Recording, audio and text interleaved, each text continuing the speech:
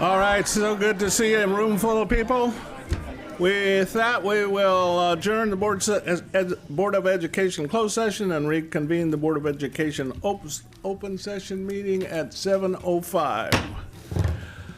We're going to have the Pledge of Allegiance today by our wonderful students and staff at Plymouth Elementary. Hi, I'm Evelyn. This is Brendan. We are going to lead you in the flag salute. Please stand.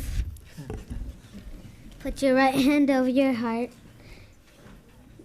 Ready, begin.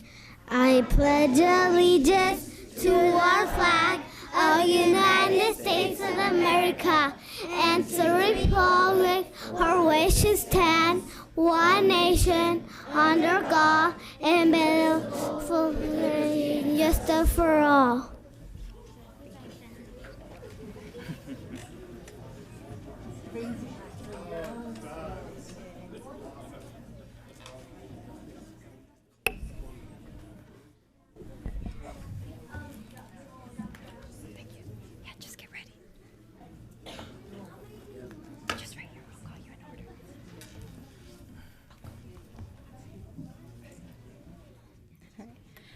Good evening, board members. Good evening, Dr. Thorosian, and good evening, families.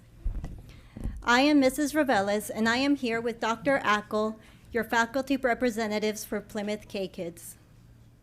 We are pleased to share about Plymouth K-Kids Club. In February, with the support of the Monrovia Kiwanis, Plymouth Elementary successfully launched the first Kiwanis K-Kids Club in Monrovia.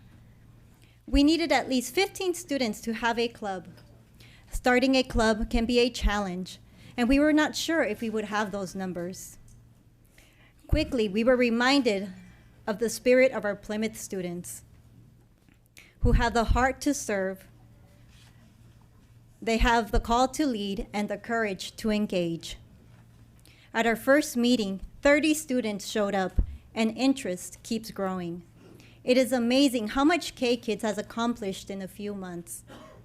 K-Kids is a student-driven program, and who better than the students to share more about this wonderful program? Can you reach?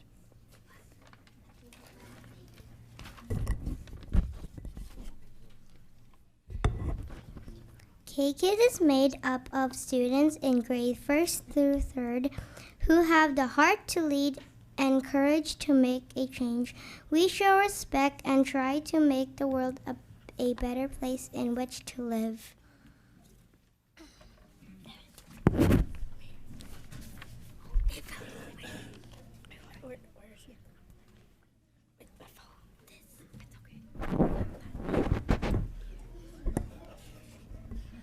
All projects are chosen by us K-Kids. We pick projects that will improve our school or community, and we will work as a team to meet that need.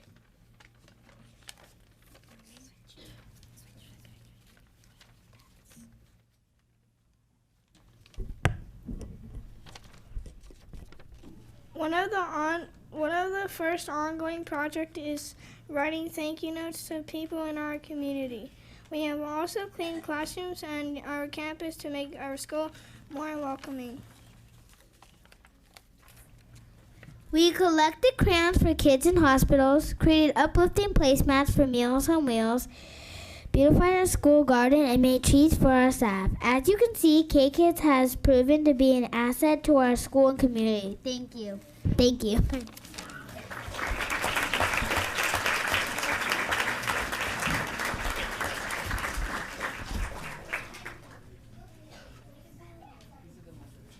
Okay, thank you.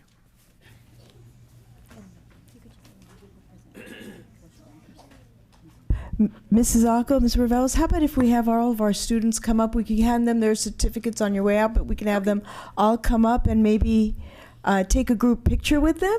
Sure.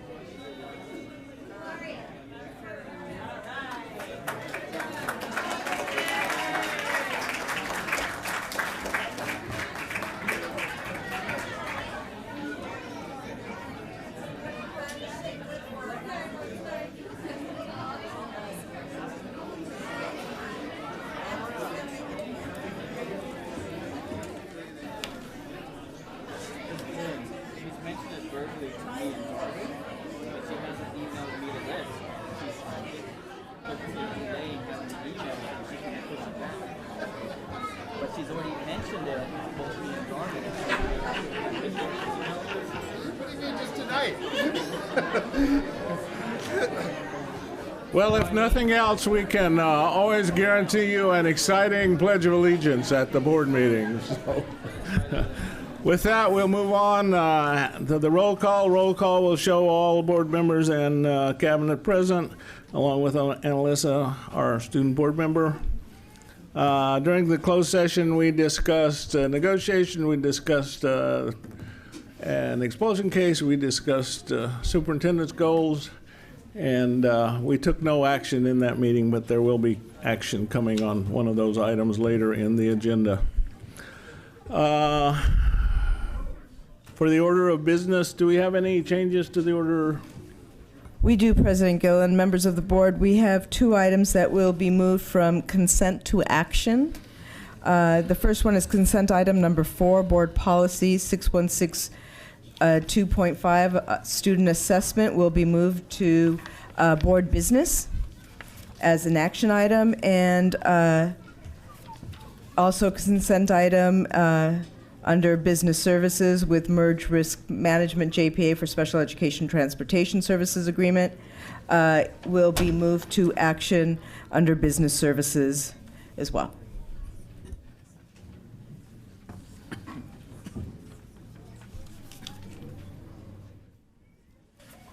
All right, thank you. With that, we'll move on to, yeah, we'll get to the right page in our agenda, and then we'll move on. We'll move on to the approval of the minutes of the Board of Education meeting on April 24th. Could I have a motion? So moved. Second. Any discussion? Ms. Huff, please take the vote. Board Member Wong? Yes. Board Member Lockerbie? Yes. Board Member Travanti? Yes. Board Member Hammond? Yes. Board President Gilliland? Yes. Motion carries 5-0. And this board would just love to congratulate Emily Neal for being the National Merit Scholarship Program nominee. So, Dr. Thorosian. You know, I am going to invite Principal McGinnis up to tell us a little bit more about this amazing honor that one of our students has earned through some hard work and good effort. Thank you. Wow, what a packed house. What a wonderful evening this is. Thank you so much. Good evening, President Gilliland, members of the board, Dr. Tarosian, cabinet, members of our community, Bless you. And all of these wonderful students here tonight. What a great opportunity. So I'm here tonight to introduce you to a magnificent Monrovia High School junior. This is Emily Neal, and Emily is a true champion and scholar. Emily is a nominee for the National Merit Scholar Award based on her PSAT test that she took in the beginning of the year. She has scored exceptionally well, puts her in a category unlike no other. She's the only kid on our campus in this category, and so we're very proud of her.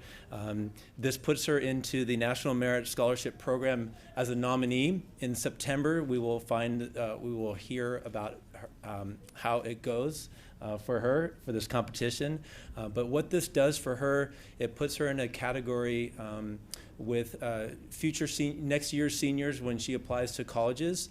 That will help set her apart, separate her from some of the other applicants. And about a week ago, she spent a week and a half visiting colleges, and she comes back from visiting Georgetown, which is her favorite. Looks like we have some alumni in the house. And she's passionate about studying international studies. So we might have not only an outstanding artist and outstanding student on our campus, but a scholar as well. So it is my pleasure to introduce this year's National Merit Scholarship Program nominee, Miss Emily Neal.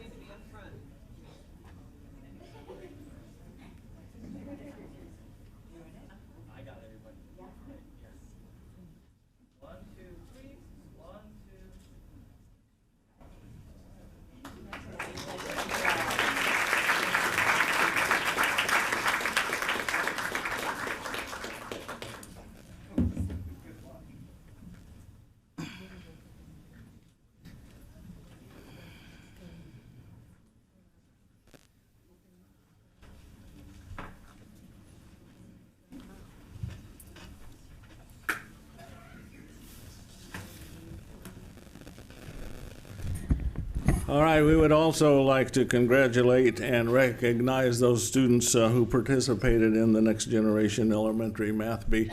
I had the opportunity to go watch some of that, and it was terrific.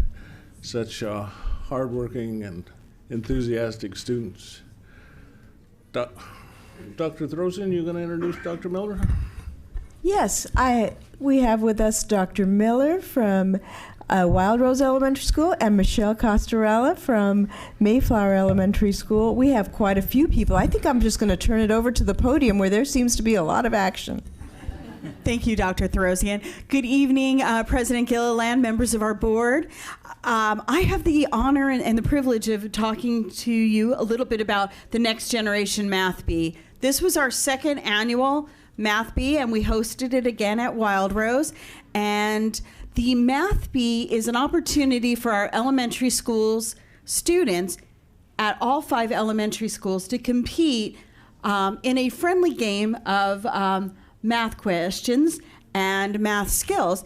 And it was the 5 principals and our 2 instructional coaches, Nancy Reyes and Rich Morrison. We worked together to put the competition together. And so Nancy's going to talk a little bit more about the intricacies of our competition. Hello, I'm Nancy Reyes. This year we decided to do something a little bit different. We wanted to include 3rd, 4th, and 5th graders, and they got to work as a team, and they got to do problem-solving problems, which is becoming more real life and real world. So, and it was a huge success, and thank you so much. I saw the board members come out, and I saw so many people come out to support, so it was a huge success, and we want to say thank you, and congratulations to Team Mayflower, who were the winners this year. So thank you.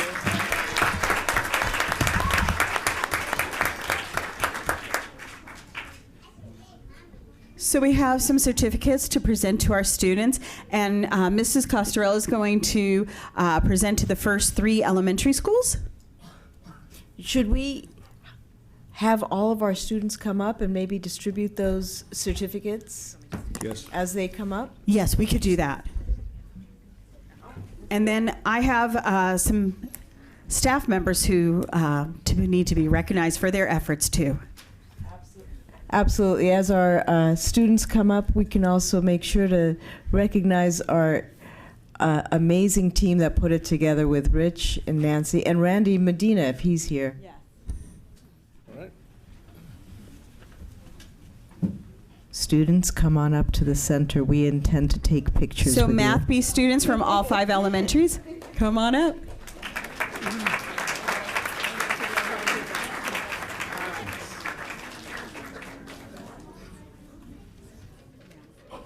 Michelle, why would you certificate outside?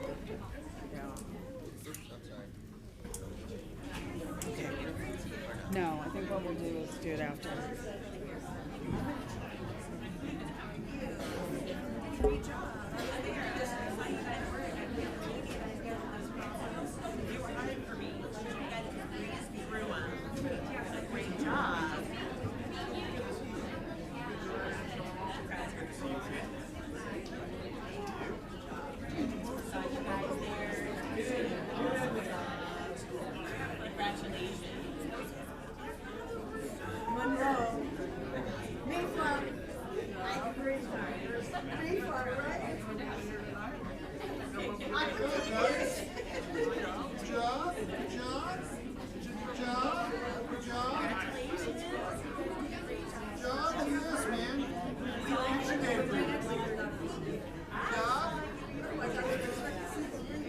Mayflower.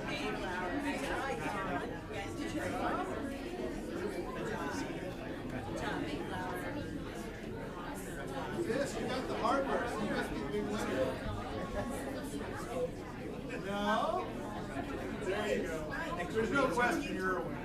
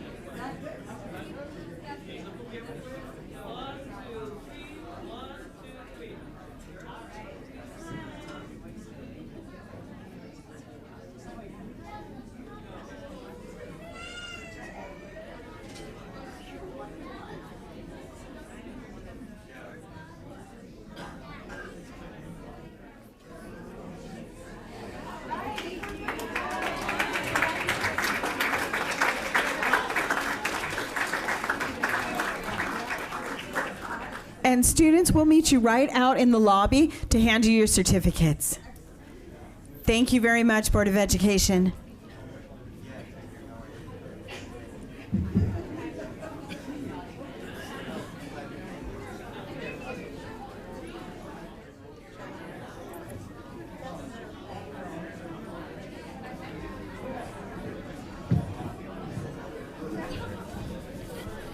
Oops, sorry, Brian. It's all right.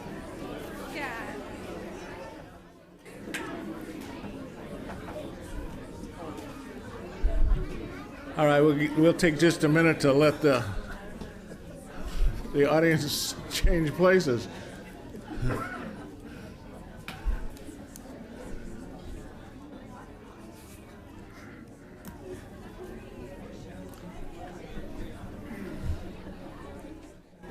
I have to wait till there's an opening so these next awardees can get in the door. So bear with us.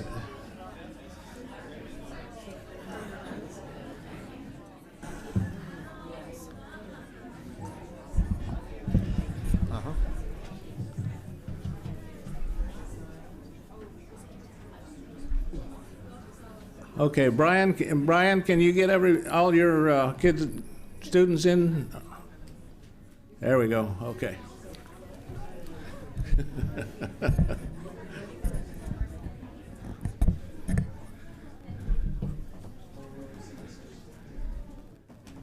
It's always so great to have so many students doing so well that we overflow the boardroom. It's wonderful to see all these scholars and scholars and champions. That's right, scholars and champions. I'm taking that from the high school, but it's true for the whole district. We're full of scholars and champions. All right, with that change in audience, we will recognize and congratulate two just terrific teams. Took their robots and represented this district so well at the Worlds. And I will say no more, but turn it over to Dr. Thorosian, who will also turn it over to Principal McGinnis and Principal Jackson. Clifton and Monrovia High School, Clifton Middle School to Monrovia High School.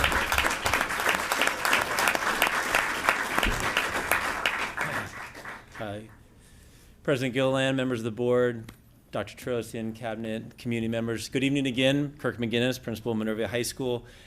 It is an honor to spend the day on campus with these wonderful kids who do such amazing work, both in the classroom, outside the classroom, and in our community. Tonight, we are here to celebrate two of our groups of kids who are outstanding in their own right.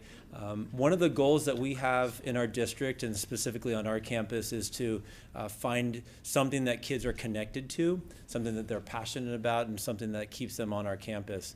And the robotics program has done that for countless of kids.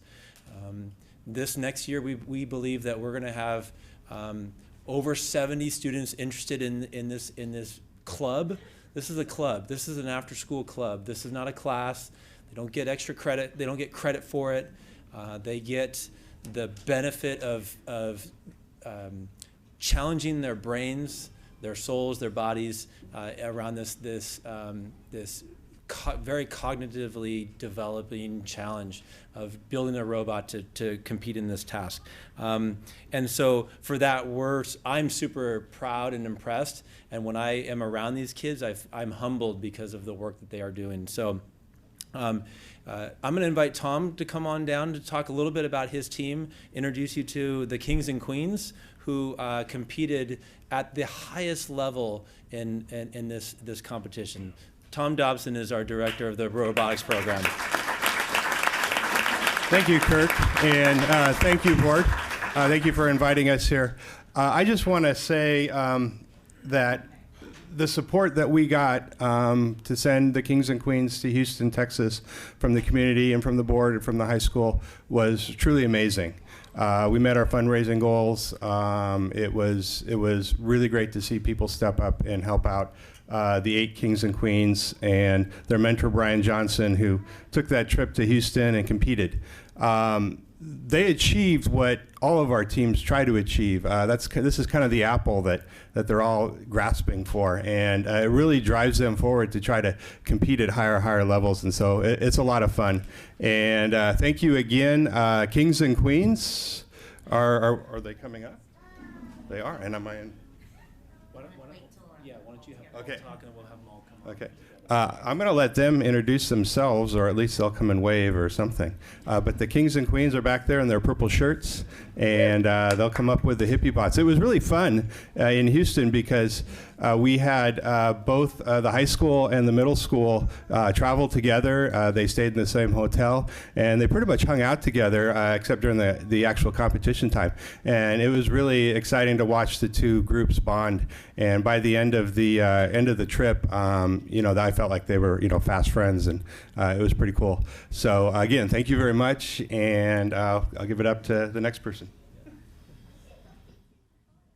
Good evening. I am also very humbled to be standing before you as principal of Clifton, because I have watched the journey of this remarkable team at Clifton this year, and it's very surreal for me because this program was born through Monrovia High School, and through all of the hard work of the high school students, the interest level started to build. And it's now reaching down into our elementary schools. And so when I looked and watched from afar this year, and I went to almost all of their competitions, I would slip in the door and I would get a babysitter for my daughter, and I would say I'd only be gone for a little while, but I really lied because I wouldn't leave the building because I was addicted to the competitions. I was in awe at the work that was being done and the mentorship of the older teams. But the dynamic of the hippie bots is something that I'm going to say this out loud, I don't know that we'll ever have again.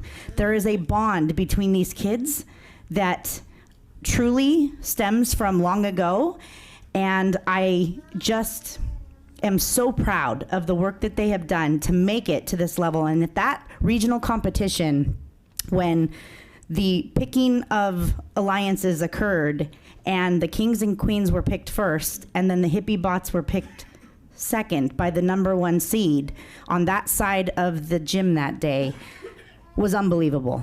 And I had chills, there were tears, it was an unbelievable experience, and hippie bots, you just make me want to cry. So congratulations for everything that you've done. We're proud.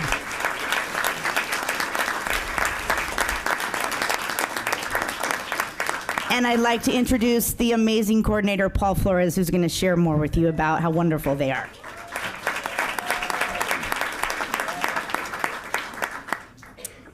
Good evening, and thank you to the Board of Education for recognizing the achievements of the robotics teams this evening. I'd like to start by thanking Brian Johnson, Corey Porter, and Steve Shell for their technical support. Much needed. I'm just a history teacher here, so need all the help we can get. Thank you to all the parents whose support has been invaluable in achieving this tremendous success. And finally, thank you to the community for once again stepping up and contributing the finances to send both teams to the World Championships to compete at the highest level. So as Principal Jackson alluded to, back in March, the Hippie Bots became the first middle school robotics team to win the First Tech Challenge LA SoCal Regional Championship. This accomplishment in turn made them the first middle school to represent the region at the World Championships. You know, at Worlds back in April, the team faced a lot of adversity. They were one of only 3 middle school teams in the field of 160. The team showed the resolve by battling back into contention on that final day after some issues on Thursday. Their performance would have made any Monrovian proud, and the way they conducted themselves and represented the city throughout the season. The Hippie Bots did not just learn how to build and program robots. They learned the skills that will serve them well as they advance through education with their jobs and be outstanding members in their communities. As one Hippie Bot put it, I learned how to talk to adults. Despite putting on strong showings in every competition against older and more experienced opponents, there were constant challenges that arose between and during these competitions. But the kids remained focused, kept their poise, and came through to get the job done every single time when their backs were against the wall. Having mental toughness, a strong work ethic, and resolve to go with being bright kids gives each of them a limitless future. The team also learned the importance of giving back to the community. They teamed up with the Kings and Queens back in January to start mentoring 3 robotics teams at Monroe Elementary every Wednesday after school. This team also organized and mentored village students at Clifton after school. So they're really giving back. This team deserves all the success they've had. Thank you.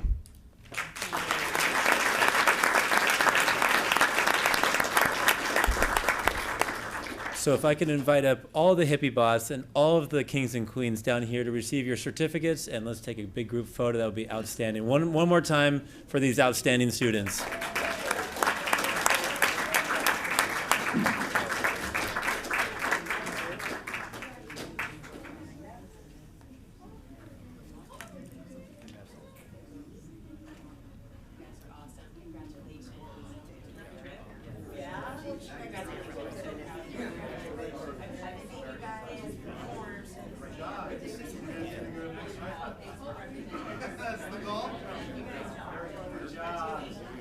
Yeah. I just saw her. Good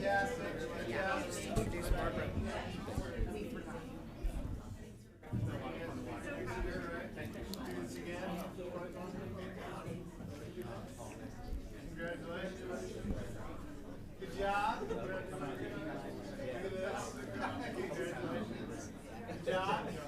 Good job.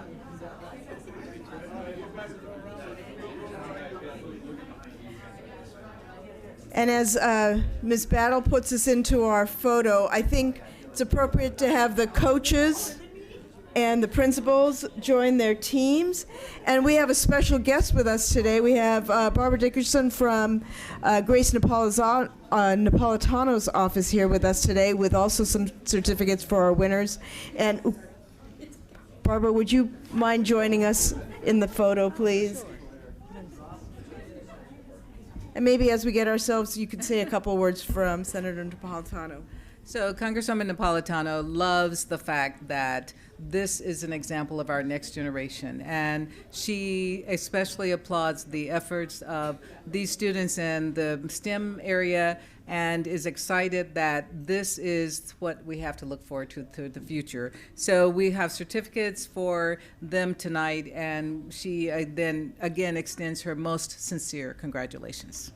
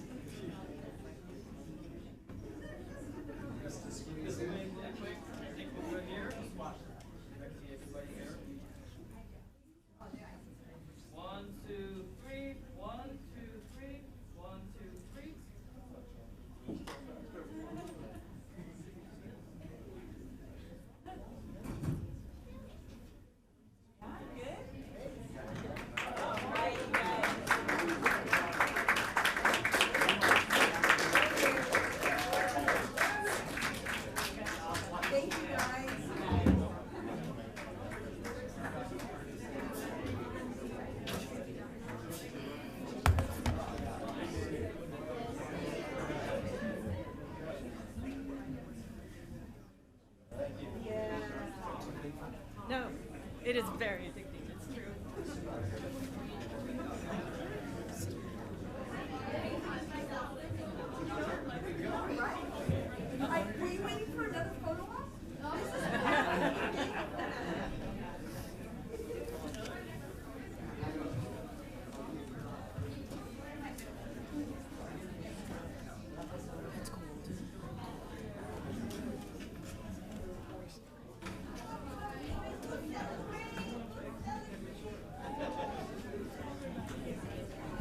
All right, thank you so much. It's always an honor for this board to have these wonderful students and teams come and receive some recognition.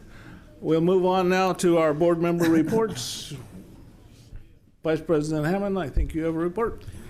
Just very quickly, this past week, the board and members of the district office met over at Canyon High School to name the library in honor of Bruce and Mary Ellen Stoller.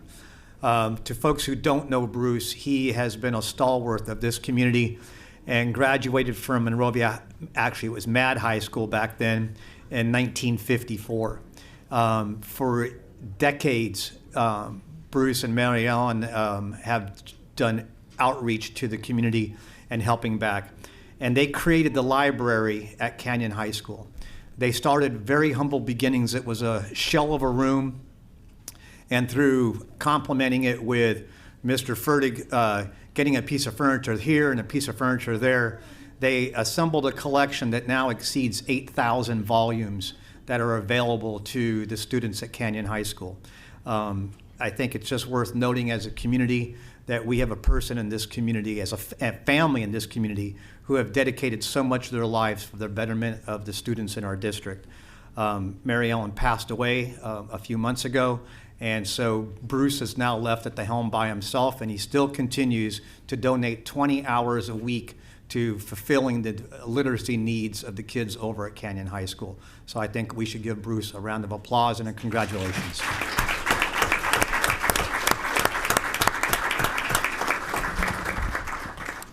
Thank you, Rob. Mr. Vante? Yes, thank you, President Gilliland. Last week, I had the fun privilege of volunteering for a Bite of Reality event at Monrovia High School for all the seniors. Annalisa, I know you participated. And to be honest, I wasn't sure what I was volunteering for, but grateful to have been invited and grateful for the experience. But here's a quick summary. Students download an app on their phone or use one of the program iPads. They're all assigned a spouse, a child, and their own total monthly income. Then they attend stations to pay bills and write out a check and make necessary and discretionary purchases. Some might have credit card debt. Some might have outstanding student loans to address. It was fun and interesting interacting with them as they thought through their decisions and thought process and weighed what they wanted and what they needed and what they could actually afford. I was at the shopping booth myself and managed to sell a couple of boats and motorcycles. But surprisingly, I was turned down many times as well. So really great exercise in financial literacy, and I applaud the high school for having that program.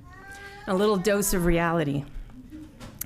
The other event that we all attended last night, as a matter of fact, is the PTA Founders Day celebration. We attended the PTA Founders Day with the PTA Executive Council, who recognized a lot of the PTSA Council board members and volunteers for the enormous contributions that they make to our schools, teachers, and students. Outgoing officers introduced incoming officers, and just great to hear the stories. I'd also like to recognize one of our own esteemed board members, Vice President Rob Hammond, who was recognized for his I Ride For You campaign, where he made the Monrovia PTA his benefactor for his 3,000 plus miles in 43 days across the country.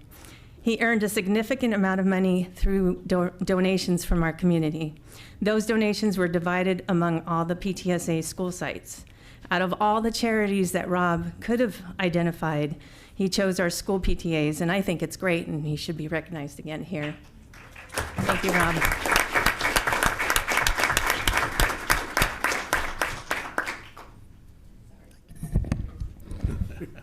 I'll sure second that, Mr. Vante. It was a great meeting last night.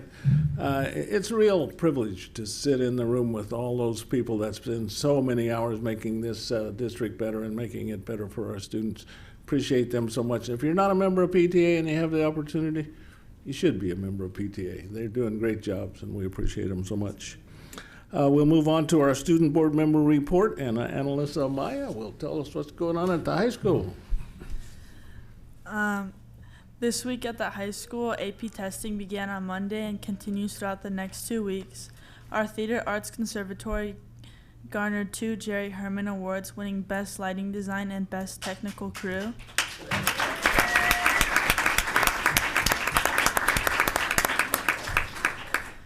The Jerry Herman Awards are the high school equivalent to the Tony Awards. Friday, Saturday, and Sunday, May 17th, 18th, and 19th, Monrovia celebrates Monrovia Days, and both Monrovia's ASB and Renaissance will be there contributing our time.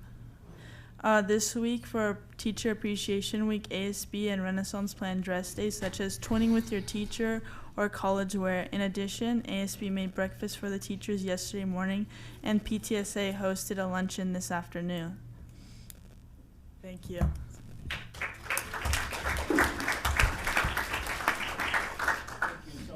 Thank you so much, and thanks for taking care of the teachers a little bit. They deserve it. You guys do a great job. All right, we'll move on to our report from our superintendent, Dr. Throsian. Thank you, President Gill and members of the board. First, I do want to just acknowledge that none of the programs that we recognized here today would be in existence without our teachers. And when the board and President Gilliland and I put together the agenda, we thought how fitting that we would have so many accolades during the National Day of the Teacher. And so we were very excited to be able to do that.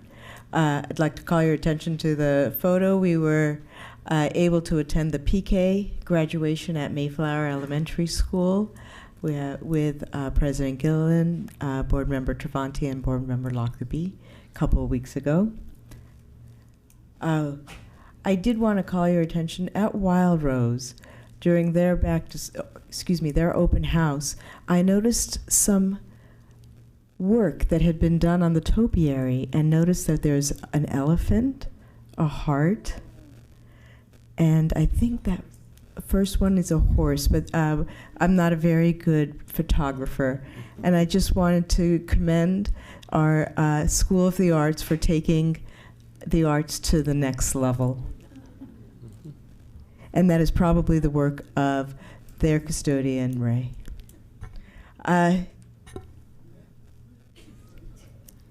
Also like to commend teachers Ryan Menlove and Shonda for their work with Take a Bite Out of Reality, the program that Board Member Travanti just noted. And finally, with Wild Rose, this is a photo from them on the stage at the Amundsen last week. Performing Lion King at the Amundsen.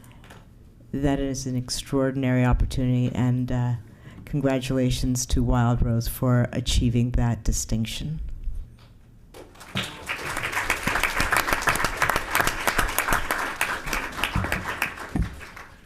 More and more great things happen in this district. Thanks so much for your leadership in that, Dr. T. All right, we'll move on to public comments. This Board of Education certainly encourages your participation and appreciate your input. We invite you to share your views on school business, and if you want to do that and haven't yet, please fill out a speaker card and give it to Ms. Huff. We'll start with public comments for items not on the agenda. And do we have any speaker cards? Yes, Board President Gilliland, I'd like to invite Ann Battle to the podium.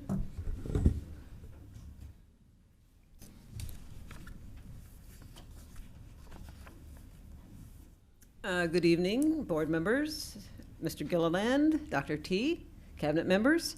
I serve as the president of the Monrovia Teachers Association, so I just was going to mention, but Dr. Throsian beat me to it, that it is the Day of the Teacher.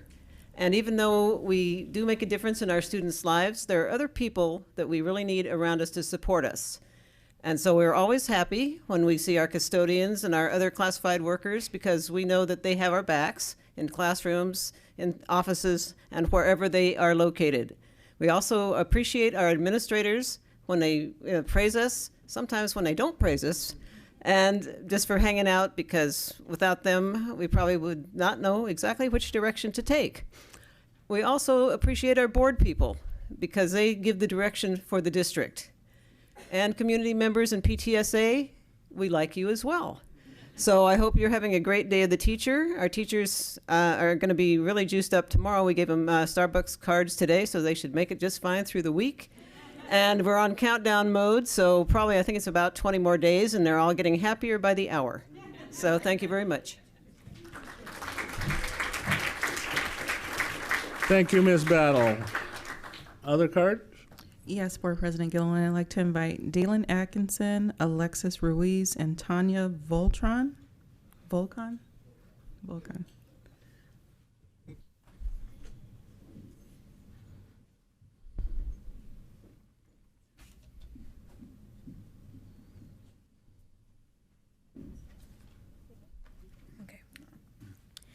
Good evening, board members, cabinet members, and fellow Monrovians. My name is Alexis Ruiz. I'm Dalen Atkinson. Hi, I'm Tanya Voikov. And we are high school seniors from Monrovia High School, and we would like to propose an idea in order to assist Monrovia going green. We've come to many realizations over the course of our school year, and one of them is that the coordinated efforts to increase paper recycling could potentially make a considerable difference in our earth, and every modest effort to make a change counts in more ways than you may be aware of. Americans use about 31.5 million tons of printing and writing paper each year, which is approximately 666 pounds per person, which is roughly 535 million trees and 12 billion gallons of oil for its manufacturing, on the lower side. Most paper is not recycled, and unfortunately, it ends up in landfills. Approximately 80% of paper ends up in these landfills. The decomposition of our unrecycled paper leads to dramatically increased methane production, which, to put into perspective, has 21 times the heat-trapping power of carbon dioxide, decimating our atmosphere as we speak. Just about everyone interacts with an excessive amount of paper in their day-to-day lives, and who knows how much of this is being effectively and safely disposed of. In the Los Angeles School District alone, 75,600 tons of paper is thrown out, not recycled, each year. Now, Monrovia may not be quite as large as the Los Angeles Unified School District, but it still has its individual teachers, students, workers, and community members that use paper every day and either don't have a way to harmlessly dispose of it or are storing it in a special bin waiting for an event to arise when they can take care of it. It is for these specific reasons that we are proposing a planned paper recycling event consisting of ordinary individuals throughout Monrovia and the Monrovia School District itself. We believe that events such as this would make a difference that could positively impact our city and the daily lives of people around us. And we would love to have not only your support, but to consolidate to help make this recycling initiative into effect. Also, we would like to propose implementing designated recycling bins in every classroom and office in the Monrovia School District. If students are given the opportunity to recycle and they can physically see the bins, they will take advantage of the circumstances. If we allow this proposition to run its course and become normal in the eyes of our city, it could be a huge potential step in our endeavor to go green. Tanya is going to talk a little bit more about our initiative to implement recycling bins in classrooms and offices. As you know, the environment. Sorry. As you know, the environment has been not doing so well lately. We're not really taking care of it too well, you know? But I think we really need to try and protect it, save it, because if we keep going as we are going right now, in 2050, things are gonna be really bad, trust me. So for paper recycling in classrooms, I believe first we should implement them in offices, and before we send it to students and teachers. Well, teachers can do it, but students, because I go to the high school. We are in AP Bio, and we do a recycling club. And we collect recycling for plastics, aluminum cans, and glass every Friday. And our bins are not the cleanest. It's sad. There's a bunch of trash, gum. It can get bad. And we're worried about that for paper recycling. So to make a difference, we want to start small. And maybe later on we can do school-wide, because to be honest, school-wide is difficult, and I want to make that known because it's hard, and I understand. All in all, we should just, save the environment. Paper recycling. Make sure you recycle. Thank you so much. I appreciate you guys listening to us.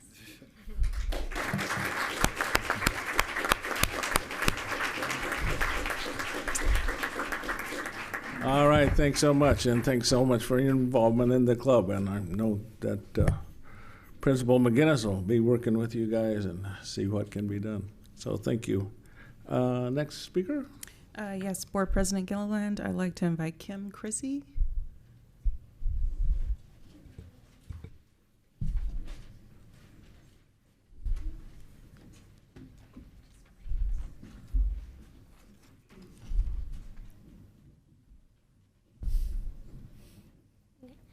Board President Gilliland, honorable board members, Superintendent Thorosian, distinguished cabinet heads, ladies and gentlemen, good evening. We are Girl Scout Troop 2851.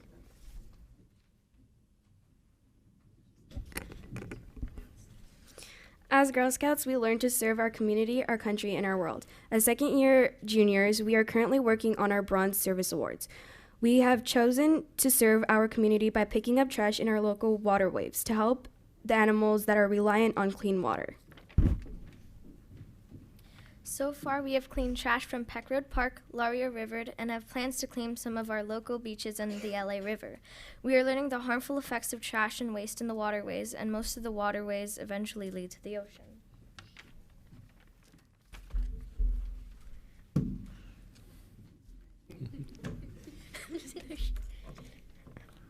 Scientists have found albatross on Midway Island that are dying of starvation because their bellies are full of styrofoam and bottle caps, and whales and dolphins in the ocean that are dying because their bellies are full of plastic bags. You might say that they are starving but full. 3 new continents have been discovered, one in the Indian Ocean, one in the Atlantic, and the biggest one is in the Pacific Ocean. It is 3 times larger than the country of France, and they are all made entirely of trash.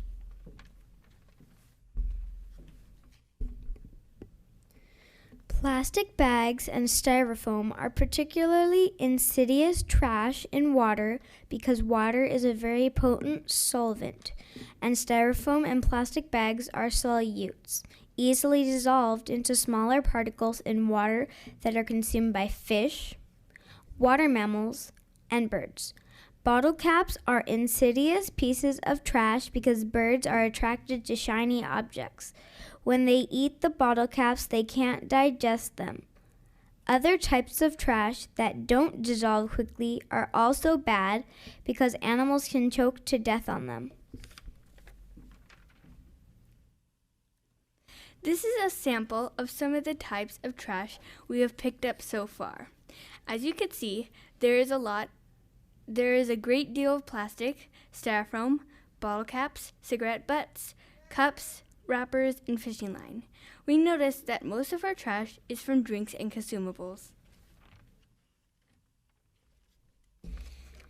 The requirements for completing the Bronze Service Award are to recognize a need in the community, work to rectify it, and make the change sustainable. Cleaning up trash is something that needs to be done, but to make our project sustainable, we need your help. Please consider never littering, picking up trash whenever you see it, recycling or composting anything that can be recycled or composted, becoming less dependent on single-use items like styrofoam cups, disposable water bottles, plastic straws, plastic garbage bags, and plastic shopping bags. We have all brought reusable shopping bags as a reminder and gift to you. We hope that you will use them instead of plastic shopping bags. We hope that you will share this information with others and encourage them to become less reliant on single-use items like plastic and styrofoam products. Thank you for your time.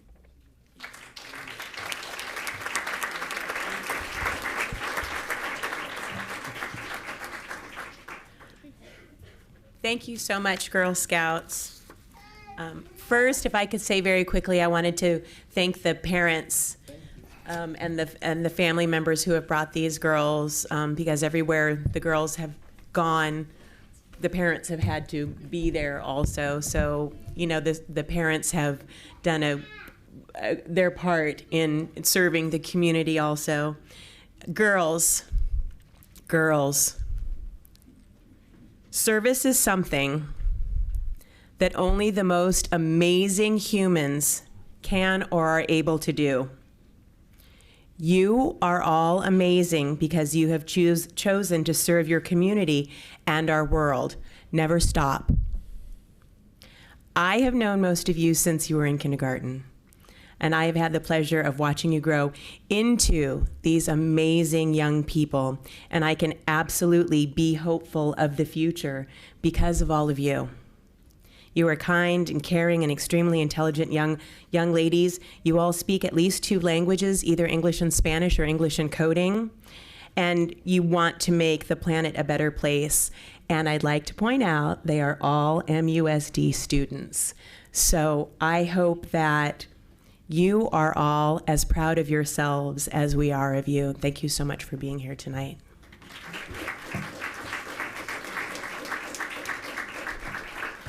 All right, thank you. Other speaker cards, Ms. Huff? There are none. All right, we'll move on then to the public comments for items on the open session that can be made now or when that item comes up on the open session agenda. Any speaker? There are none. All right, we'll move on to the Monrovia Unified School District Mental Health and Wellness Service Report. Ms. Hirsch.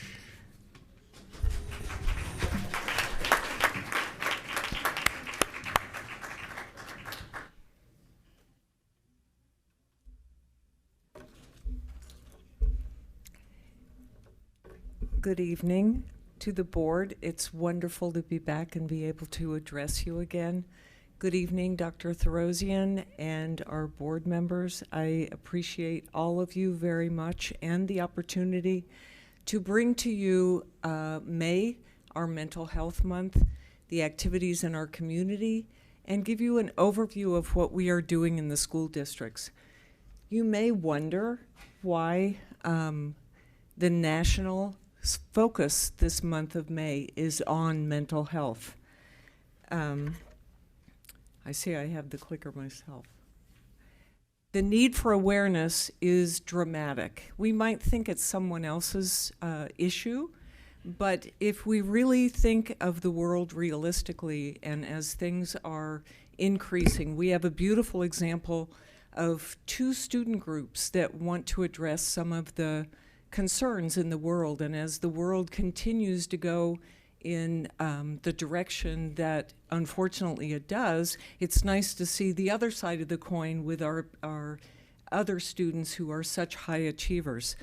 But we make assumptions about who may need to access such services for mental health. We all have challenges in our lives, and the statistics across all socioeconomic, cultural, and ethnic lines often breaking long-held assumptions. So in Monrovia, over the years, we have created quite a few support systems. The first overriding system that I want to talk about is called NEST, and it's the perfect image because it's nurturing every student together. It offers a district-wide, tiered, in other words, leveled system of multiple services. In the prevention area, we have services like Care Solace that is a tool to assist families in finding mental health and drug rehab services.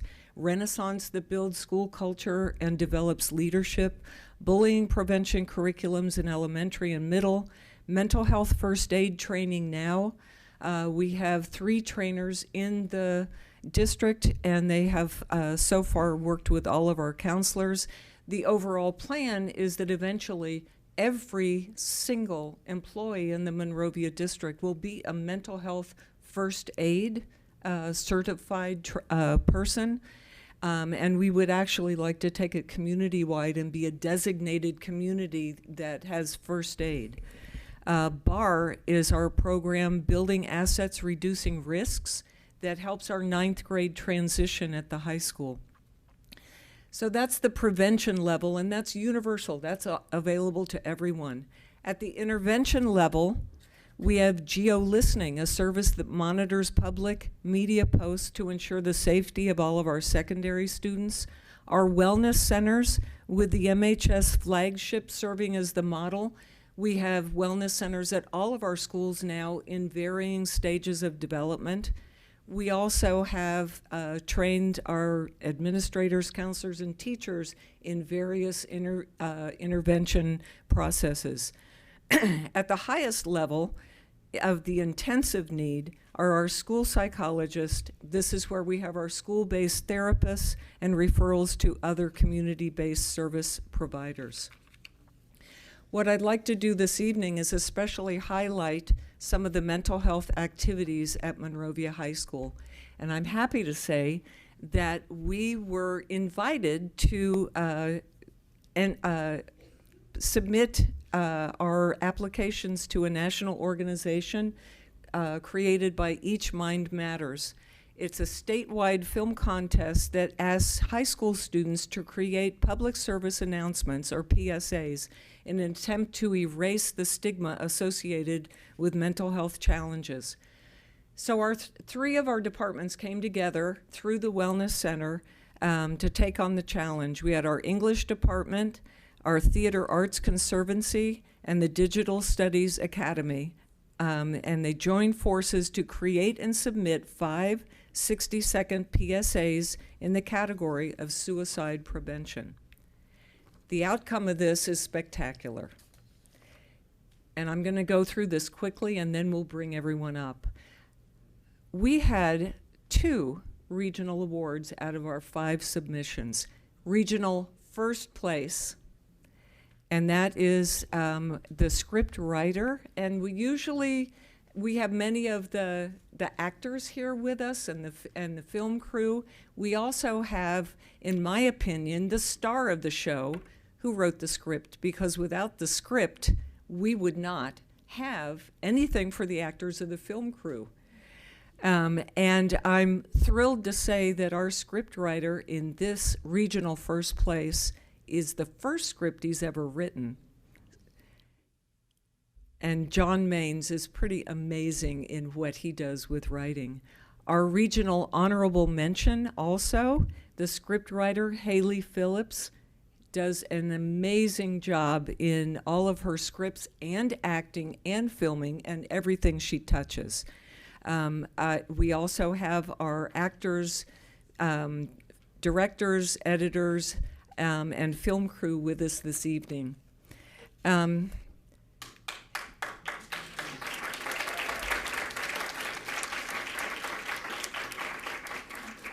in the background, of course, there are some adults that help with this. So we have in the house, we have our Digital Studies Academy teacher, Anthony Fluker, our Theater Arts Conservancy teacher, Mr. Nate Overby, our English teacher who provided the English classes that John was a part of, Rebecca Rousseau. And we had a special guest teacher, the Playwright Project guest teacher, Roxanne Rogers, came in to work with the students and teach them about script writing.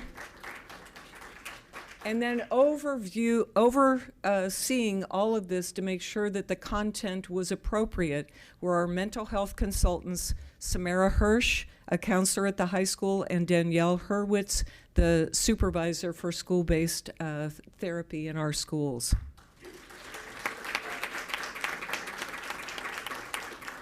We also have a mental health awareness student support team at the high school. We have a Healing Connections Club on campus, which this year affiliated with the national organization You Bring Change to Mind, which was started by the actress Glenn Close when her sister was diagnosed with a dramatic mental health challenge. This brings a lot of funding to the club and support with handouts and provides them with training for outreach in mental health. So the club members are hosting an event along with, these are things that I would like to invite all of you and the public to attend. The Directing Change winners, our 2 regional winners, will be honored at a red carpet event in downtown LA at the Ace Hotel on May 21st. Those 2 winners again are Life in the Black with John Maines and You Are Not Alone with Haley Phillips. The screening at Monrovia High School for both of these, plus a short film that Mr. Fluker's class did as a project, will be shown on Wednesday, May 29th from 9 to 9:30 in the morning. So all 5 of our PSAs will be shown, plus the student-created film Lockdown, which demonstrates a traumatic event on a high school campus.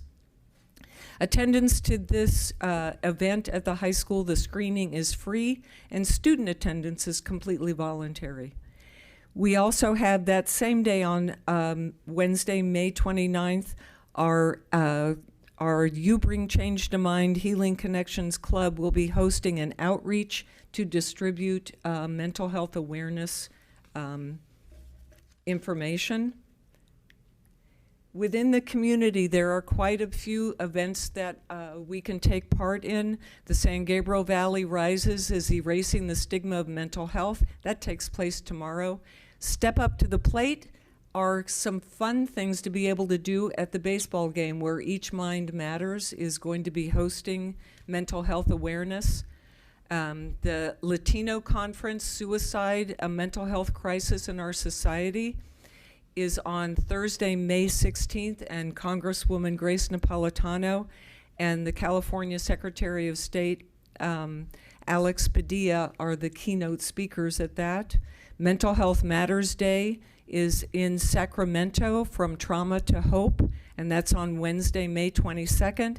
And finally, the San Gabriel Valley Mental Health Consortium on Friday, May 31st, which is hosted by, led by Congresswoman Grace Napolitano and facilitated by Dr. Barbara Dickerson, who's with us in the audience and you met earlier. We also would like to thank all of the partners, and then I'm going to go in reverse and ask our regional first place winner, scriptwriter, and any of the actors, film crew. If you can come up, John, come on up. Barbara?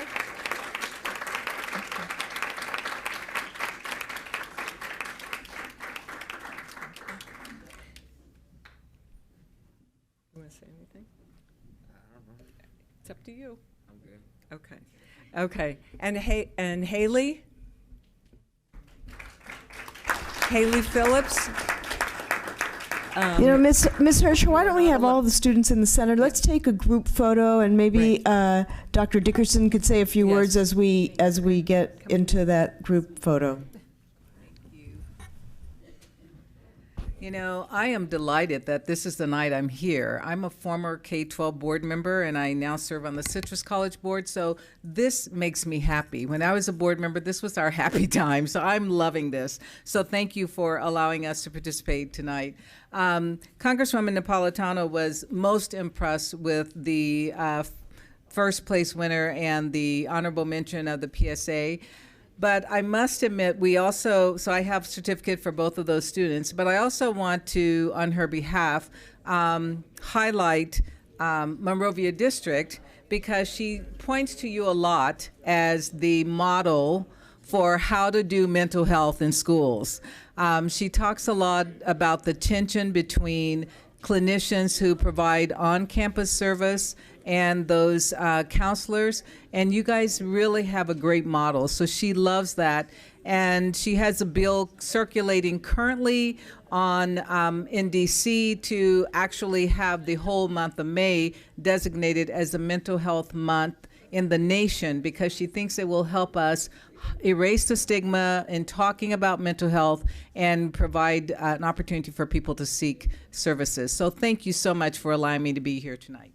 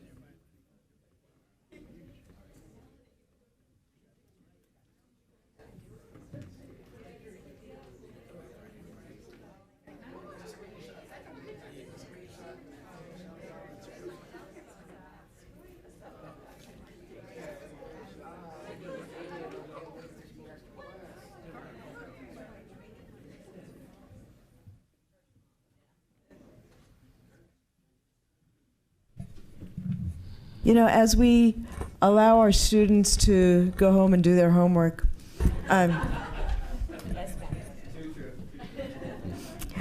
do want to note that the videos are on our website and can be accessed so that we can have an opportunity to view them. And congratulations again, yes. All right, thank you. This community was given a wake-up call not that many years ago when there were 3 suicides that really impacted, and this program was kicked off, and it's grown so well and done so much, and we're very proud of the progress we've made since that time. So thank you. We'll move on to our comprehensive support and improvement plan. Mr. Fertig.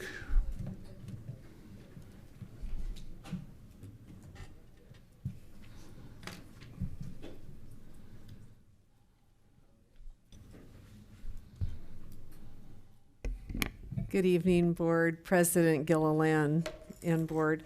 Mr. Fertig and I will go through our plan together, and this is the comprehensive support and improvement information. And then we get to the school plan, we'll hand it over to Flint to continue. So some of the background information on comprehensive support and improvement, we'll commonly hear it referred to as CSI. It's not the TV show. It's comprehensive support and improvement. And so the first question is, who qualifies for CSI, this comprehensive support and improvement? High schools with a graduation rate that's less than 67% averaged over 2 years, and it's through a CSI calculation. The lowest performing 5% of Title I schools in the state, the schools with red indicators, and those are the red indicators on our dashboard, and schools with all red but one indicator of another color, schools with 5 or more indicators that are majority of red, or schools with all red and orange indicators. So there are several different ways that a school could become known as a CSI school. So what does this mean for Monrovia Unified School District? And I'm going to turn this slide over to Flint. Well, in our district, the only school that did qualify for CSI was us at Canyon Oaks High School. And the reason is based on the fact that the graduation rate at Canyon was 60%. I believe that's misleading. Actually, I know that's misleading because we didn't have a 60% graduation rate. But if you started the way they calculate it with a cohort of kindergartners going through, Canyon, as all of you are well aware, gets students at various places in their credit recovery or attainment process, and many of them are very low in credits when they arrive on our campus. And it takes time beyond the time allotted by the state to graduate with your kindergarten group. Because we were unaware of this going to be happening and couldn't see into the future, we were caught up in this. But there's a lot of good news. Monrovia Unified School District will receive $172,442. We will get in 5 different portions. The first one has already arrived, I believe, Connie, so we have money in the bank to begin our process here. There will be a November report where we will turn in our single plan for student achievement, which accounts for this. And the first portion, yes, was received in March. And all funds need to be expended by July 1st. So we are moving very quickly to try to get get this spent, and to make sure it's spent properly to actually attain the results that we need to improve that graduation rate. We've been involved with district administration as we developed this plan. It was not written just by our site. We had Catherine Real and Dr. Kaiser involved right from the very beginning. Kind of walking through from outside perspective was very helpful for our staff and teachers. And of course the perspectives from our parents and students as well through our school site council we found very valuable. And the plan will be reflected in our local control accountability plan, our LCAP. And our school must meet with stakeholders continuously throughout this process, starting with our school site council. We want to make sure that our community is informed and can see how this money is spent. It's a large amount of money during a very rough economic time for schools, so it is an interesting thing. We hope that it works for the benefit of our school, and we're kind of excited to be able to get this money. We wouldn't have gotten it any other way, and even though we think it's interesting the way it arrived, we're very excited for the opportunities to grow and to improve as a school because of it. Allowable expenditures, going to turn it back over to Dr. Kaiser because she's going to be the boss of that. The state is very clear in developing a list of what's allowable and what are disallowable costs. So under the allowable expenditures, the first thing that the state is looking for is what are we doing to build the capacity of our leaders and our teachers in the building to develop a plan to correct whatever has gone awry to create the situation of having a school go into CSI. And mind you, in our situation, it's one school, it's Canyon, and it's a situation where most of the continuation high schools in the state are in this same category right now. And so with that being said, these are the allowable expenditures. So the first is capacity building. The second is to develop a plan and the implementation that would include partnering with stakeholders, conducting needs assessments and root cause analysis, the development of evidence-based interventions and strategies and/or activities, and then inequity studies to find out exactly why we have the situation and how we can improve. And so the things that are disallowable, you'll notice that the list is longer of the disallowable. We're not to hire any permanent staff. This funding is to be all expended by next June. So it's not ongoing, it's one time. We're not allowed to supplant any of the existing programs. These need to be things in addition to what we're doing right now. We may not acquire new equipment for administrative or personal use or furniture, food services, refreshments, banquets, or meals, purchase of rental space, membership in professional organizations, promotional favors, magazines, journals, travel outside the U.S., or capital outlay, and that would be large pieces of equipment. And some of the agreements that we make in receiving this money is first to utilize our LCAP and school plan as the vehicle to record the planned improvement process, to align our improvements and goals to the actions and services in our LCAP, and the district administration will monitor the implementation of the plan. We will assure that each school will receive all of the state and local funds it would have received in the absence of CSI. So we can't withhold some other money because Canyon Oaks is getting this money. And then we must modify the practices and policies as appropriate to provide operational flexibility that enable full and effective implementation of the plans to improve the student outcomes in CSI schools. And so here is the Canyon Oaks plan, and Flint will share that. Yeah, unlike many of the other continuation schools we talked with, we are only in it for this one thing. Everyone got the same amount of money. There are other districts around us who were in it for too high of suspension rates and some of those other notables that put them in the red on the dashboard. We just had the one thing, and we identified very quickly what put us into this position. We need to better identify ways to connect with kids who never attended or stopped attending school. The reality is we looked at our list of dropouts, and there's some of them we never met. They simply checked out of the high school, said they were coming to Canyon, and we never got them. I had an interesting phone call with a kid up in Sacramento. He's working on a fishing boat now with his dad and doesn't want to come back because he's making excellent money, more than any of us at the school site. So I couldn't talk him into coming back. But there are just kids that found that way. We said, what can we do to better connect? So we've worked closely with the high school to do that. We have developed a new master schedule that allows for developing a credit recovery program along with college prep courses. We did not want to take a step back and lose what we've worked so hard to attain there, giving kids the opportunity to attend four-year universities. But we also didn't want to create something that was so difficult to attain that it made some kids feel maybe a little like they couldn't get there. So we wanted to create pathways where kids could have opportunities to feel like they were involved and could get it done either way. And we also need to consider the retention policies for seniors for a fifth year. We have used that ed code as across the state, continuation schools have used it to give kids multiple opportunities. We never say you're done. Up until your 21st birthday, if you still want to come and still want to work hard and get this done, we're here for you. We're going to try to get you that diploma. And when they're done there, the big secret is we move them over to adult ed and keep trying. So the reality is we wanted to look at the way the laws and the new state board policies allowed us to kind of flex that to help with our accountability. We had a multi-tiered support system that we went into place. We're using our career pathways. We're going to try to put them together earlier to engage students earlier. We want to utilize an online platform that provides credit recovery courses called Edgenuity. You'll see that. It's a fairly large expense, but it's for a long period of time. We've looked into it very thoroughly, and we believe that this money is going to be well spent in that direction. It provides excellent data reports. It will merge with Aries. We've talked to Charles about that. We're just a little nervous about that, but we think it's going to work fine. And it'll also allow us to meet daily in PLCs, professional learning communities, to look at that data and to adjust. And we'll talk a little bit more about how that's going to help us as well. With the 5-year subscription to Edgenuity is a great way to kind of make sure that this plan is lasting. It's not just a 1 or 2 year fix.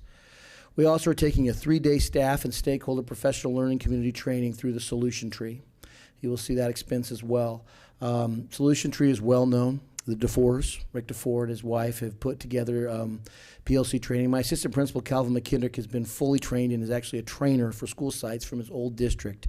He has believed in this for a long time and been prodding me, saying, you know, we say we do PLCs, we do it to this level, but this could be so much more.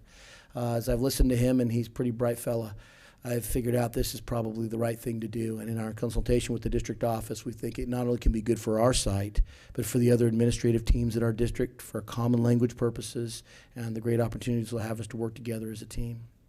You know, can I interject right? Anytime. Mr. Fertig, when Flint and his team crafted this plan, they came up with this idea to go to a training that is nearby, but not, it's still an expensive training, 3 days over the summer. And the idea was to take his entire staff and all secondary administrators, because of course students come from not only Canyon Oaks, but those are his feeder schools. And so he opened up the opportunity for the other administrators to attend. And when I learned that this CSI money was going to be dedicated to allow all of our secondary administrators to attend this extraordinary conference, I turned to our cabinet to ask, is there a funding source that is not general fund through which we can invite other administrators, really it's elementary schools, to also attend for the same purpose of a common language, and it would transform our schools and our district in training our administrators in how to lead schools in professional learning communities. It's a practice that we've had in this district for years. It's a term we've used in this district for years, but not a practice. And it's time we began to walk the walk. And this conference will allow us to get there. And through our federal Title I funds that we have at the district level that have not been encumbered this year for any other reason, we'll be able to invite our elementary school administrators as well, so that really every administrator in the district can be trained, just as Calvin was before coming to us, can be trained to lead this district onto a voyage where change is systemic and our focus is not on teaching, but on learning, ensuring that every student learns. So I am incredibly excited about this opportunity for our entire instructional, educational leader, as well as, of course, the entire staff at Canyon Oaks High School. I apologize, I just needed to interject. I am excited about this, and I do think you have an extraordinary plan, Mr. Fertig. Thank you. Thanks, boss. And open up to questions. Mine is more of a comment, Flynn. When the news first came about the graduation rate, I know that the folks on your campus, the teachers, took it very personal. Every teacher that you have on that campus is fully invested in the betterment of each and every student that you have on that campus. Just going to the Stoller naming the other day, everybody's there. It's small enough to be the family. And so when this news came down, I know that folks took it personally. I've been sitting on this board for a while, and I've known you as a director for a very long time and in different capacities. And the one thing I do know is that every person that is at Canyon works tirelessly to make sure that the kids that are under your care are getting the very best that can ever be provided for them. The fact that there's a curveball thrown in is not an indicator that the folks have done anything less than their best. And I want you to know that. I want to say it publicly, because I personally admire the work that you do. It's not a continuation school, it's a continuing school. And some of the times that when you finally get the student, it's the square peg finding the square hole, and it finally fits and it makes sense, and you get that aha moment and the light bulb goes off. And that is a direct result of the environment that you have created at Canyon and Mountain Park, and the belief that the people that you have working there, that they can do it. It's not a go punch a clock, let me go teach a kid time over at Canyon. It is, I'm invested in you for the long haul. And you can see it in the way the students respond to you. So I'm excited about a plan that you found a way to address this issue. But I want to tell you, Flint, you guys addressed this issue years ago, when you took the very first student and you gave them a reason to come back to school to begin with, because they could have easily just checked out and opted out, but they didn't, because you guys gave them purpose. And I've noticed it for years, and this is just another example of the leadership that you provide over at Canyon, and I'm proud that you're in our district. Thank you. Thank you. The staff feels that support. They do. I think at first it was hard not to take it personal. I think we looked around and we don't know a continuation school in the state we don't know one who's not in program improvement. So it became pretty clear that this was something different that the state kind of thought through, and I think they kind of put the money in to sort of, oh, here you go. But I do think that there's some new policies in place that even without any money would have fixed this. And really grateful for the staff at Monrovia High School, who immediately, I think, felt the impact of what we were going through, reached out to us and said, hey, let's meet, let's talk. And so we've met with the administrative team and the counseling staff there, and they were extremely supportive of what we needed to do to be successful as a district in getting all these kids. The kids need to come to Canyon. They're going to come to us low in credits. That's not going to change. There's nothing we can do to stop that. That's what we are and what we do. We're that last chance. And we don't get kids other than those kids. And so we looked around and just said, this is what it is. And so with those new tools and this amazing amount of money that we have to spend very quickly, we're certainly seeing some bright sides to this. But of course, your support and helping the staff feel exactly what you articulated was job one, and they do feel that way. They're emboldened by this, if anything else, that they can go through. They are fantastic educators, and you all know that. There's no team I could rather work with every day. So thank you for recognizing that. I have to disagree with one thing you said, Flint. There's absolutely no disagreement on the staff and how wonderful they are. But you said the state thought through, and that statement right there is wrong. The state never thinks through some of these things, and here again the continuation schools got caught up in a one-size-fits-all thing. And it's not your fault. It's the state's fault for not thinking through what they were saying, because one size doesn't fit all, and that's why local control is so important. And we appreciate all you do out there, and I know that I know how hard it was to take this at first, but I love the way you've turned that around now and started off by saying, well, this is a kind of gift of $150,000 that we can use to make things better and come up with a plan. It was 172. 172. Oh, they didn't tell you we were taking our cut. It was a 25% admin fee that we had on there. I stand corrected. But it's a chunk of money that you guys are now looking at and saying, hey, we can do better, and with this little gift of money, we will do better. So thanks so much, Flint. Thank you. Other comments? I have a question.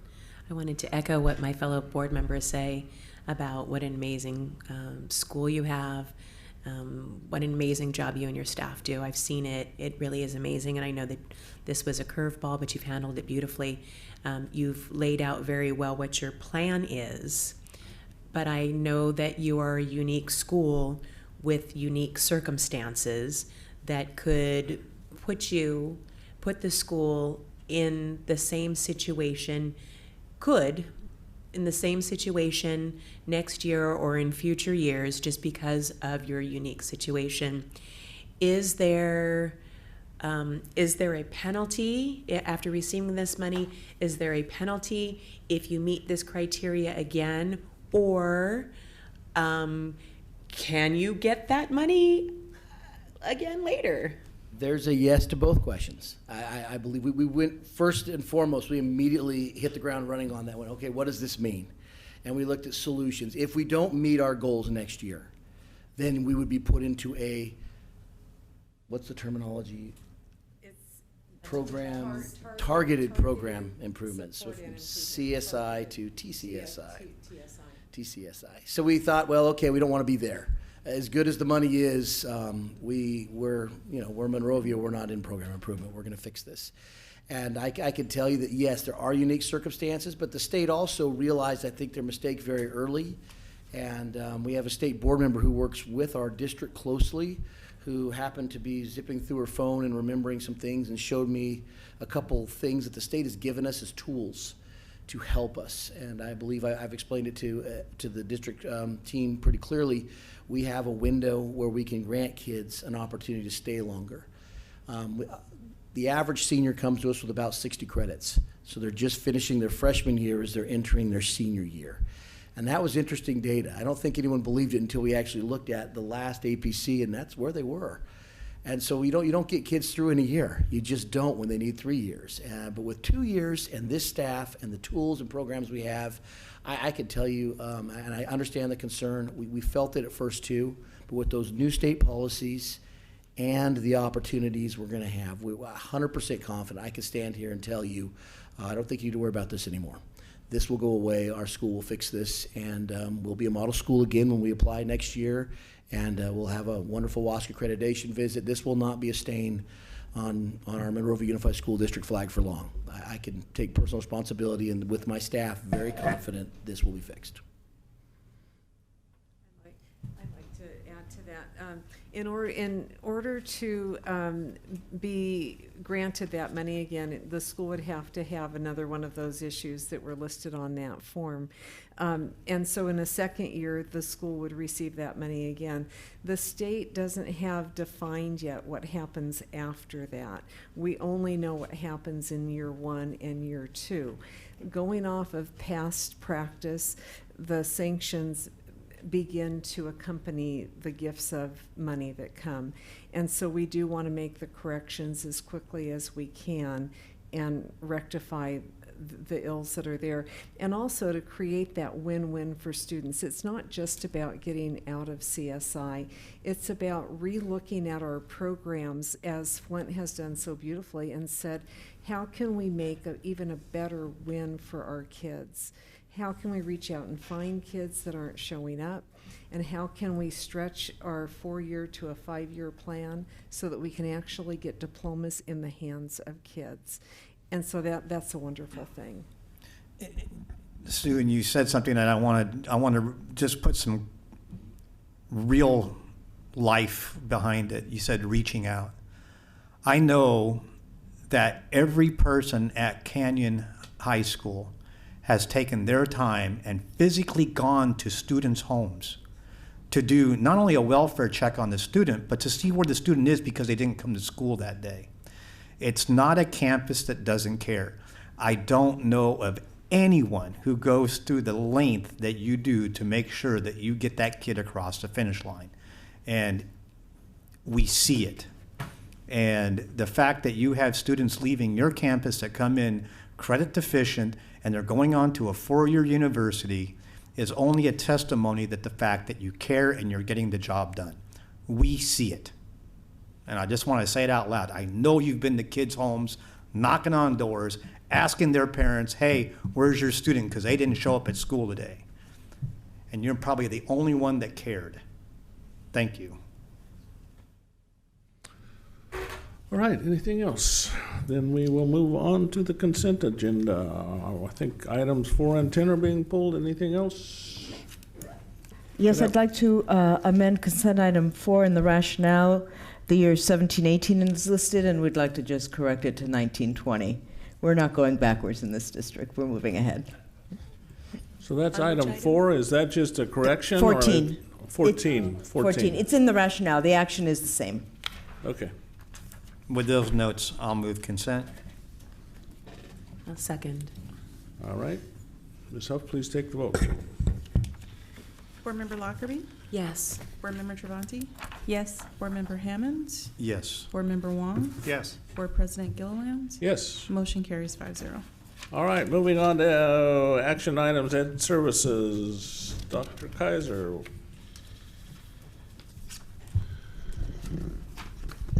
Board President Gilliland and Board, we're very excited to bring this item to you tonight.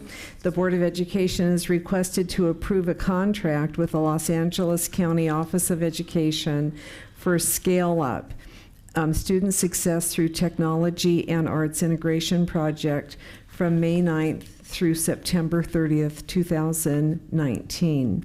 And what this project is, this particular contract, it's with the school district where LACO has a grant from the California Department of Education, and they were able to name 5 districts in the whole county, and they called us and they said, we'd like you to be a part of the Scale Up grant because our district, through Patrick Garcia's office, has done such a fantastic job with the TEAL training in the past several years. And they've been very impressed with the 5-year strategic plan for the arts.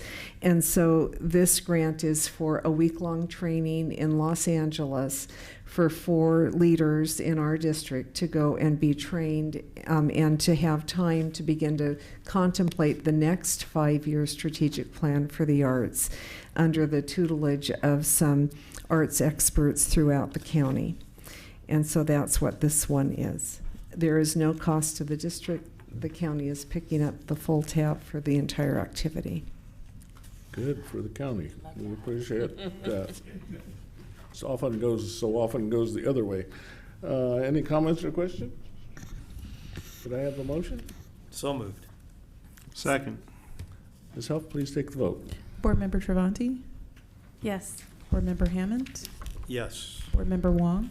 Yes. Board Member Lockerbie? Yes. Board President Gilliland? Yes. Motion carries 5-0. All right, and with that, we'll move on to the public hearing for proposed energy service agreement to implement Prop 39 HVAC upgrade project. Ms. Wu.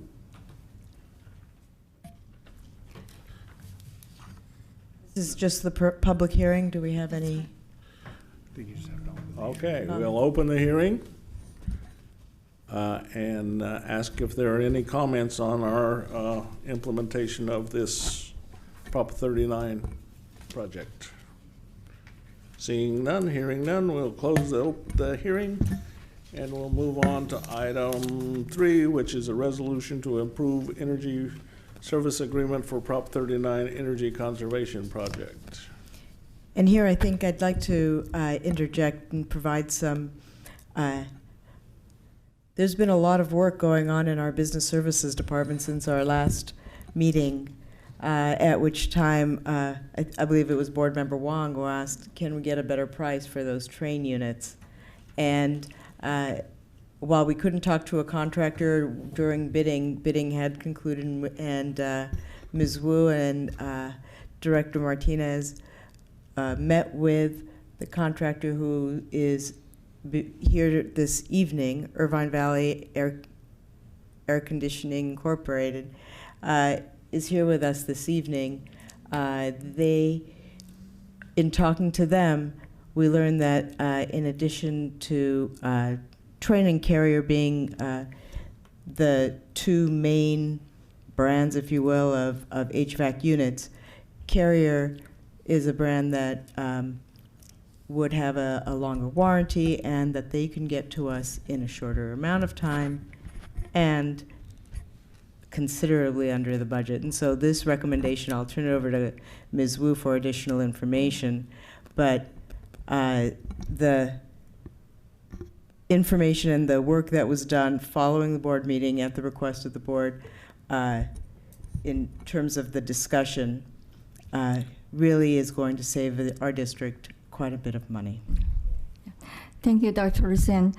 President, Ms. Gilliland, Board of Education, and Karen, and after the April 24th board meeting, we did extensive research with input for the board members, and we talked to the architects, DSA, energy management consultant, contract at the district. And the bottom line is we have a train unit in a high school, but the feedback is compared with train unit and the carrier units, the core is the same. Is actually the district preference. And as the result we have right now is using the train and carrier units, our project cost is saved significantly. And when I talked to our architect, the response is wow. So the cost, it is definitely the major impact for our decision maker. The other one is our consultant. I will let Ms. Luis will do detailed information, and he also did the calculation from the energy saving perspective. So I will let him do the report for the board. And the other things is there's no action or report need to do with the DSA side because the changing of the manufacturing units.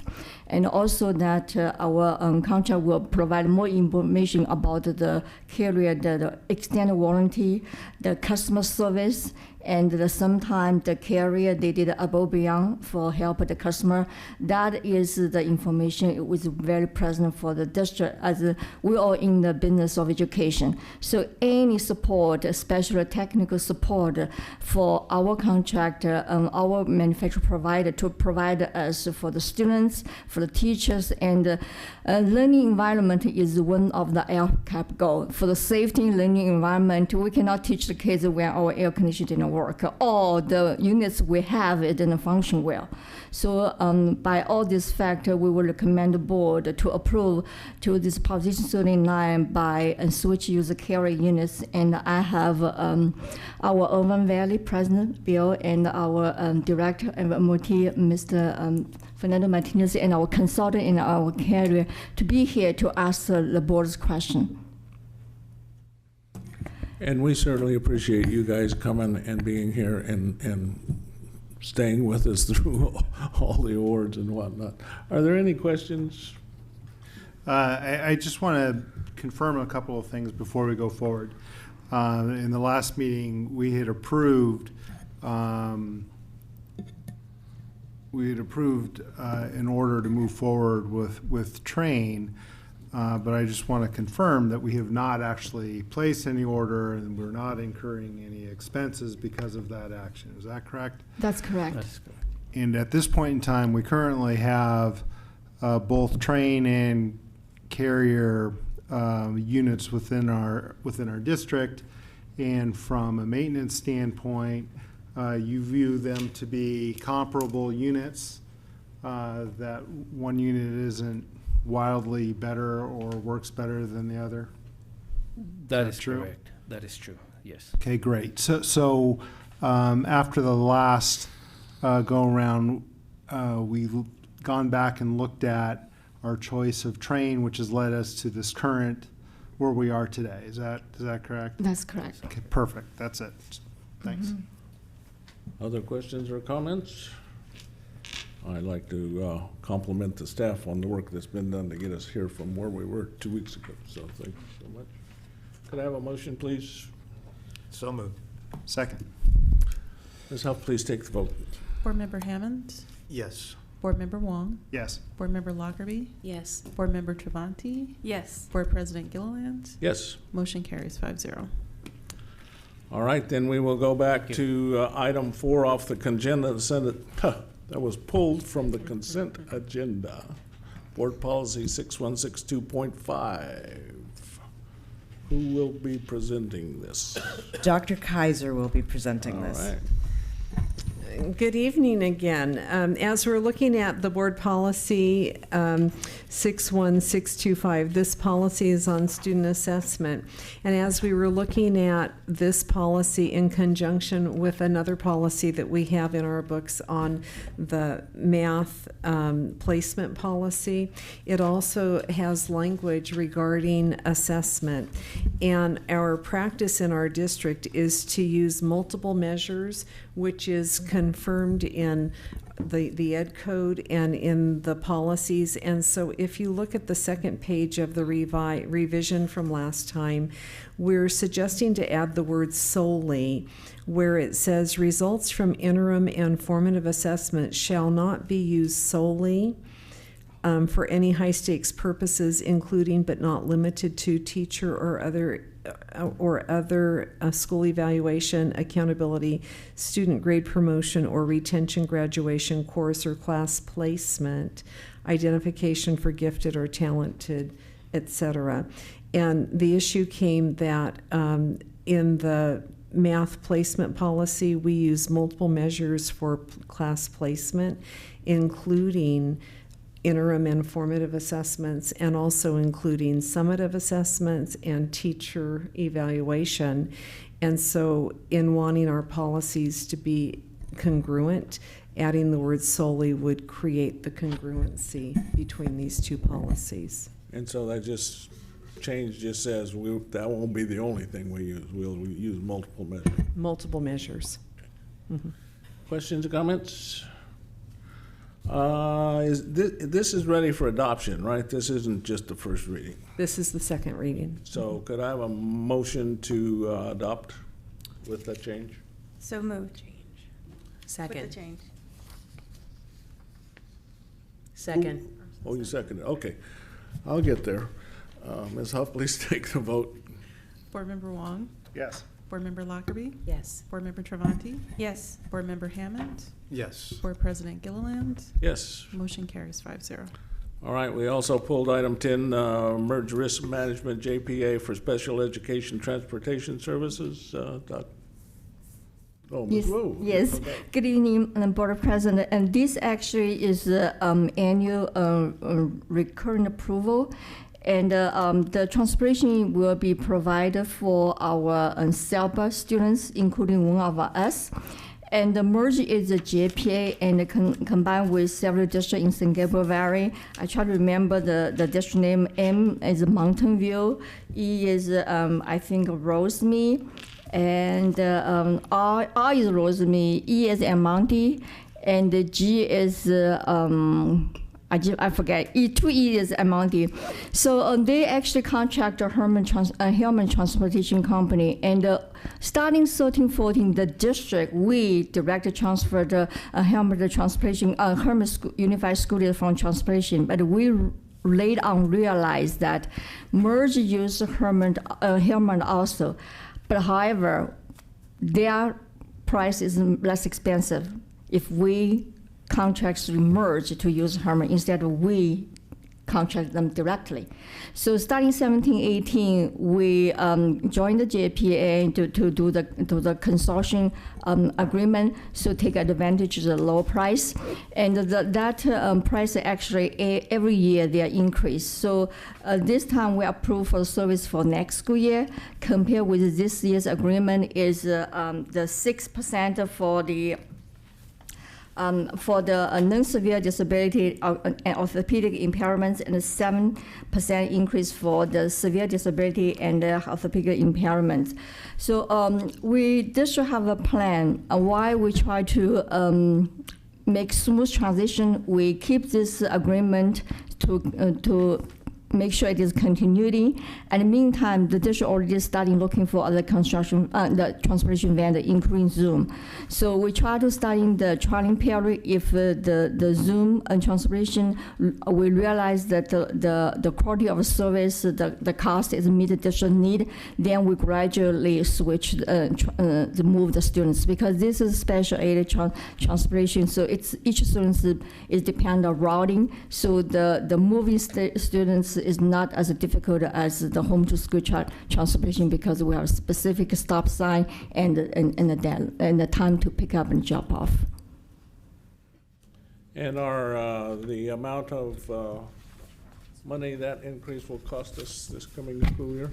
Yes, it will. Yeah, actually, it's I budgeted $115,000, and this is the estimated dollar amount equivalent for this year. And with the take into consideration that there's a possibility, because we will gradually shift the students at least starting our district, because the cost we provide transportation for other school districts in the JPA in the same program will be reimbursed by other districts. This is cost is only for our students, and we will try to do the transfer shift to starting use the lower cost of vendor if by the trying period, then their service proved to be in high quality and meet our needs.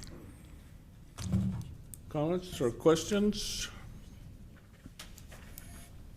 All right. It's one of our special ed costs that That's we just correct. have to incur. Yeah. No more questions or comments? Could I get a motion? So moved. Second. Please take the vote. Board Member Lockerbie? Yes. Board Member Travanti? Yes. Board Member Hammond? Yes. Board Member Wong? Yes. Board President Gilliland? Yes. Motion carries 5-0. All right, then we will move on to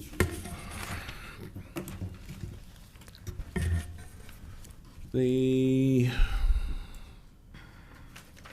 expulsion case. Could I have a motion? This is the case we discussed in closed session, so if I could have the motion? I move that expulsion case number 1819-12, student 11114153, be expelled for the remainder of the current term and first term of 2019-2020 school year. The expulsion is based on the findings of the fact that the student violated the following provisions of Education Code Section 48900A1, caused, attempted to cause, or threatened to cause physical injury to another person. Second. Ms. Huff, please take the vote. Board Member Travanti? Yes. Board Member Hammond? Yes. Board Member Wong? Yes. Board Member Lockerbie? Yes. Board President Gilliland? Yes. Motion carries 5-0. All right, Board Bylaw 9005. Dr. Thorosian.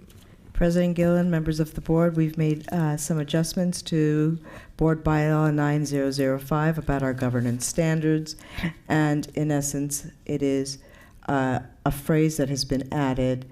It is that our primary responsibility is to create and promote the opportunity for student achievement and act in the best interests of all students in the district.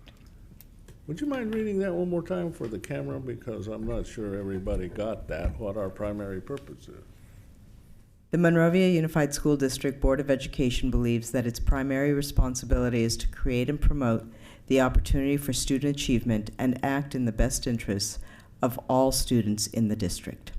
Great. Any questions or comments? Can I have that brought back on consent? Everybody okay with that? Yes. All right. This is the first read of that? Okay. All right, we're going to go now to the Board of Education retreat debrief. We had a great session at the cabin, team building, and look at our bylaws. Dr. Thorosian has some notes. Would you like to lead this discussion? Certainly. And I appreciated the opportunity for us all to review some fundamental states of purpose as reflected in the board bylaw that was just reviewed. We are here with a unified purpose in this district, and that is to serve all the students of Monrovia. And so, based on that foundation, we discussed several things, including ways to ensure that we are communicating and clearly and transparently, and have direct conversations. And then, as an outgrowth of that, we had some protocols that we developed to make sure that there is a clear line of communication between us all. So I appreciated that opportunity to review those. So we've all had the opportunity to review those notes. Everybody okay, or do you have questions or comments? All right, thank you. Then we'll move on to pending board issues. We have anything on that we need to discuss? Anyone? No? All right, old business. The next meeting of this board will be on the 16th, and that's a joint meeting where we'll name the Teacher of the Year. The classified, the classified employee. That's right. It's the classified employee of the year. I apologize. We'll be unable to make that meeting. All right, that one will be at 4 p.m. Then on the 22nd, we'll have a regular meeting at 7 p.m., which I will be unable to make. And then on June 12th, we'll have the next one after that. A lot of open houses, graduations. It's hard to believe graduation time is already here, and we've got all these graduations calendared. In fact, the adult school is coming up the 30th of this month already. A couple of other items I would like to highlight here.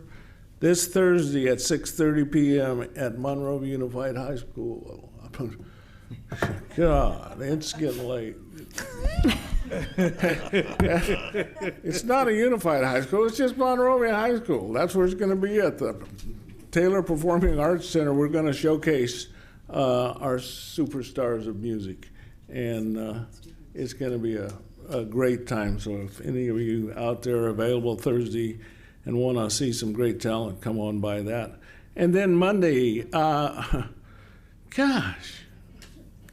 I'm struggling with this. On Saturday, May the 18th, is the Monrovia Day Parade, so everybody come out and support our community that day. All right. Is there any other new business? No? Then we will adjourn this meeting at 9:04.